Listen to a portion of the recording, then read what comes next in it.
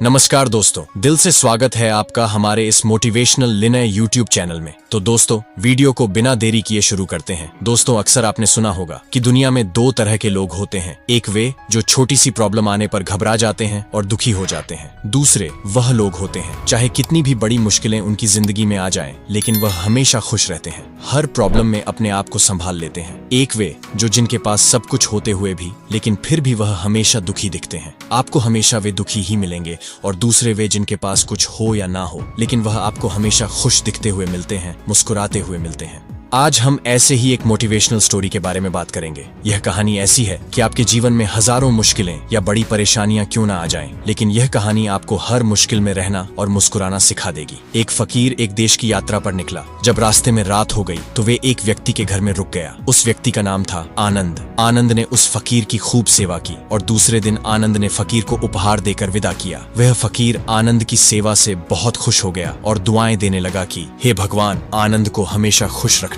और वह हमेशा दिन प्रतिदिन आगे बढ़ता ही रहे। इस बात पर आनंद हंसने लगा और फकीर से आनंद बोला, हे फकीर, जो है वह भी अब नहीं रहने वाला। इस बात पर फकीर आनंद की तरफ देखता ही रहा और वहां से आगे चला गया। कुछ साल बाद फिर फकीर आनंद के घर आया और देखा सारा धन और सारी संपत्ति सब कुछ चला गया है। आनंद एक गांव के ही बड़े जमींदार के यहाँ नौकरी कर रहा है। वह फकीर आनंद से मिलने के लिए वहां चला गया। आनंद ने उस अभाव में ही उस फकीर का स्वागत किया और झोपड़ी में ही फटी चटाई पर ही बैठाया। उसके पास खाने के लिए जो रूखी सूखी रोटी थी वह खाने के लिए फकीर को दे दिया। जब फकीर वहां से जाने लगा तो उसके आंख में आंसू था और फकीर कहने लगा, हे भगवान, तुमने यह क्या किया?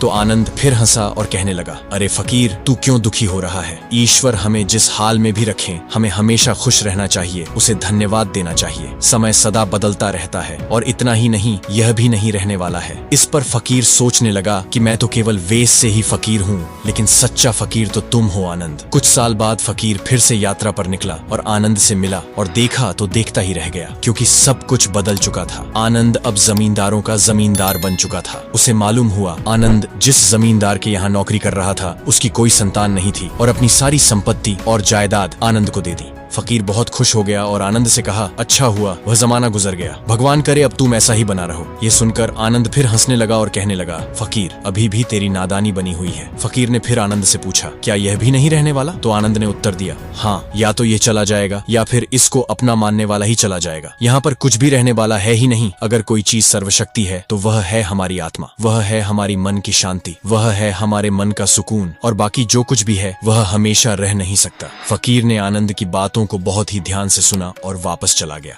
जो होता है उसे स्वीकार करो। कुछ सालों के बाद फिर फकीर जब उस गांव से गुजरा तो आनंद का महल तो है, लेकिन उसमें आनंद ही नहीं है। उसमें कबूतर गुटुरगु कर रहे हैं। आनंद अब इस दुनिया में नहीं रहा, उसकी मृत्यु हो चुकी थी। वह फकीर मन ही मन सोचने लगा कि यह एक इंसान जिंदगी भर कितना दौड़ता रहता है और रोता रहता है, दुखी होता रहता है। जिन चीजों के लिए इंसान तड़पता रहता है, दुखी होता रहता है, वास्तव में वह चीज जो हमेशा रहने वाली है ही नहीं, वे सारी चीजें बदलने वाली हैं। यह कहानी यह शिक्षा देती है कि हमारे जिंदगी में जब भी कोई मुश्किल, तकलीफ या दुख आए तो हमें यह सोचना चाहिए कि जिंदगी में इससे पहले मुश्किलें या उलझने आईं तो क्या वे हमेशा रुकी रहीं? जैसे सारी मुश्किलें आकर चली गई वैसे ही यह भी मुश्किल चली जाएगी। ये भी हमेशा रहने वाली नहीं है। तो आप हमेशा याद रखिए कि जिंदगी में कितना भी बड़ा दुख क्यों ना हो, वह हमेशा रहने वाली नहीं है। ये दुख भी चले जाएंगे, ये वक्त भी बीत जाएगा। तो दोस्तों, ये मोटिवेशनल स्टोरी आपको कैसी लगी कमेंट करके जरूर बताना। मुझे उम्मीद है कि आपको आज का यह स्टोरी बहुत पसंद आया होगा। यदि पसंद आया हो तो कृपया आप इस कहानी को सबके साथ में शेयर जरूर करें और ऐसे ही मोटिवेशनल स्टोरी वीडियो देखने के लिए हमारे इस YouTube चैनल को सब्सक्राइब कर दीजिए। धन्यवाद।